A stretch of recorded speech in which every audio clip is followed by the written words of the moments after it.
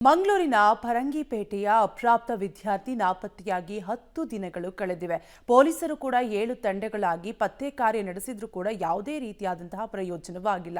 ಹೀಗಾಗಿ ಹಿಂದೂ ಸಂಘಟನೆ ಮತ್ತೆ ಹೋರಾಟ ನಡೆಸಲು ಪ್ರತಿಭಟನೆ ನಡೆಸಲು ಮುಂದಾಗಿದೆ. ನಾಪತ್ತೆಯಾಗಿದ್ದ ಅಪ್ರಾಪ್ತ ವಿದ್ಯಾರ್ಥಿಯ ಸುಳಿವೇ ಇಲ್ಲ. 10 ದಿನ ಕಳೆದರೂ ಸುಳಿವಿಲ್ಲ.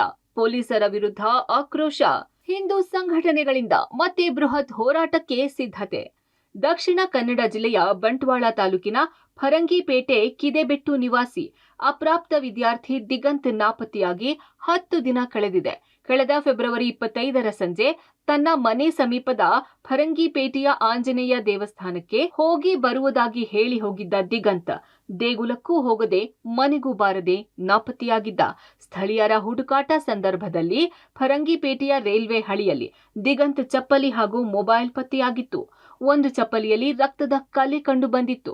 ಪೊಲೀಸರು ಹುಡುಕಾಟಕ್ಕಿಳಿದು 7 ತಂಡಗಳು 10 ದಿನದಿಂದ ತನಿಖೆ ನಡೆಸಿದ್ರೂ ಏನೂ ಪ್ರಯೋಜನ ಆಗಿಲ್ಲ. ಇನ್ನು ದಿಗಂತ್ ನಾಪತ್ತೆ ಬಗ್ಗೆ ಹಲವಾರು ಅನುಮಾನ ಮೂಡಿದ್ದು, ಹಿಂದೂ ಸಂಘಟನೆಯ ನೇತೃತ್ವದಲ್ಲಿ ಪ್ರತಿಭಟನೆ ನಡೆಸಿ ಪ್ರಕರಣವನ್ನು ಗಂಭೀರವಾಗಿ ಪರಿಗಣಿಸುವಂತೆ ಆಗ್ರಹಿಸಿದ್ರು. ದಿಗಂತ್ನನ್ನು ಹುಡುಕಿ ಕೊಡುವಂತೆ ಪೊಲೀಸ್ ಇಲಾಖೆಗೆ ಗಡುವು ನೀಡಲಾಗಿತ್ತು. ಆದರೆ ಪೊಲೀಸರು ದಿಗಂತ್ ಬಗ್ಗೆ ಸುಳಿವು ಪತ್ತೆ ಹಚ್ಚುವಲ್ಲಿ ವಿಫಲವಾಗಿರುವ ಹಿನ್ನೆಲೆ ಹಿಂದೂ ಸಂಘಟನೆಗಳು ಮತ್ತೊಂದು ಸುತ್ತಿನ ಹೋರಾಟಕ್ಕೆ ಮುಂದಾಗಿವೆ. ಮಾರ್ಚ್ 10ರಂದು ಪರಂಗಿಪೇಟೆಯ ಪೊಲೀಸ್ ಔಟ್ ಪೋಸ್ಟ್ ಎದುರು ಬೃಹತ್ ಧರಣಿ ಸತ್ಯಾಗ್ರಹ ನಡೆಸಲು ತೀರ್ಮಾನಿಸಲಾಗಿದೆ. ಈಗಾಗಲೇ ನಾವು ಮಾಡಿರುವಂಥ ಕೆಲವು ಹೋರಾಟಗಳ ಹಿನ್ನೆಲೆಯಲ್ಲಿ ಶಾಂತಿಯುತವಾಗಿರ್ತಕ್ಕಂಥ ಪ್ರತಿಭಟನೆ ಮಾಡಿದ್ದೇವೆ. ನಾವು ಅದರಲ್ಲಿ ಕೂಡ ನಮಗೆ ಎಲ್ಲರೂ ಆಗ್ರಹಪಡಿಸುವಂಥ ಕೆಲಸ ಮಾಡಿದ್ದೇವೆ. ಆಗ್ರಹಗಳು ಅವರಿಗೆ ಎಲ್ಲಿವರೆಗೆ ಬಂದಿದೆ ಅಂದರೆ ಅವರು ನಿಷ್ಕ್ರಿಯತೆಯಿಂದ ಇವತ್ತು ಸಕ್ರಿಯತೆಯ ತನಿಖೆಯವರೆಗೆ ಬಂದಿದ್ದಾರೆ. ಆದರೆ ನಮಗೆ ರಿಸಲ್ಟ್ ಬಾರದಿರುವುದರಿಂದ ಮುಂದಿನ ಹೋರಾಟ ಒಂದು ರೀತಿ ಪ್ರತಿಭಟನಾತ್ಮಕವಾಗಿರ್ತಕ್ಕಂಥ ಒಂದು ಧರಣಿ ಸತ್ಯಾಗ್ರಹದ ರೀತಿಯಲ್ಲಿ ಪರಂಗಿಪೇಟೆಯಲ್ಲಿ ಸೋಮವಾರ ಬೆಳಿಗ್ಗೆ 10ನೇ ತಾರೀಕು ಬೆಳಿಗ್ಗೆ 8:30 ಗಂಟೆಗೆ 2 ಕಡೆಯಿಂದ, ಒಂದು ಕಡೆಗೋಳಿ ಪೊಳಲಿ ದ್ವಾರ ಇದೆ, ಇನ್ನೊಂದು ಅರ್ಕುಳ ಹತ್ರ ದ್ವಾರ ಇದೆ. 2 ಕಡೆಗಳಲ್ಲಿ 10 ಗ್ರಾಮ 15 ಗ್ರಾಮದವರು ಜನಗಳು ಸೇರಿಕೊಂಡು ಪರಂಗಿಪೇಟೆಗೆ ಬರ್ತಾರೆ. ಪರಂಗಿಪೇಟೆಯಲ್ಲಿ ಶಾಂತಿಯುತವಾಗಿರ್ತಕ್ಕಂಥ ಧರಣಿ ಸತ್ಯಾಗ್ರಹವನ್ನು ಮಾಡುವುದು ಯೋಜನೆ ಮಾಡಲಾಗಿದೆ. ದಿಗಂತ್ ಹುಡುಕಿ ಕೊಡುವಂತೆ ಪೋಷಕರು ಹೈಕೋರ್ಟ್ ಮೊರೆ ಹೋಗಿದ್ದು ಹೇಬಿಯಸ್ ಕಾರ್ಪಸ್ ಅರ್ಜಿ ಸಲ್ಲಿಸಿದ್ದಾರೆ.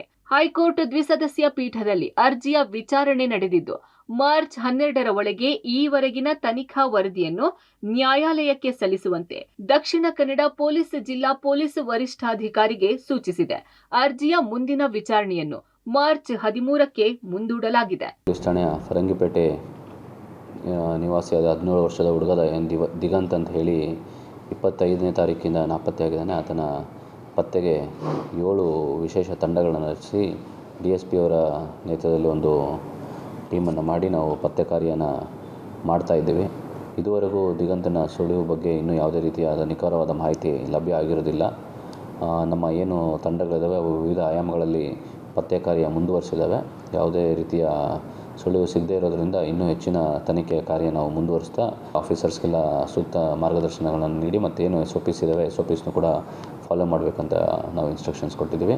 ಆದಷ್ಟು ಬೇಗ ದಿಗಂತ್ನ ಪತ್ತೆ ಮಾಡ್ತೀವಿ ಅನ್ನೋ ಒಂದು ಭರವಸೆ ಕೂಡ ನಮ್ಮಲ್ಲಿದೆ. CCTVಗಳನ್ನೆಲ್ಲ ನಾವು ಚೆಕ್ ಮಾಡಿ ಆಗಿದೆ, ಬಟ್ ಯಾವುದೂ ನಮಗೆ ಬೇಕಾದಂಥ ಮಾಹಿತಿ ಲಭ್ಯ ಆಗಿಲ್ಲ.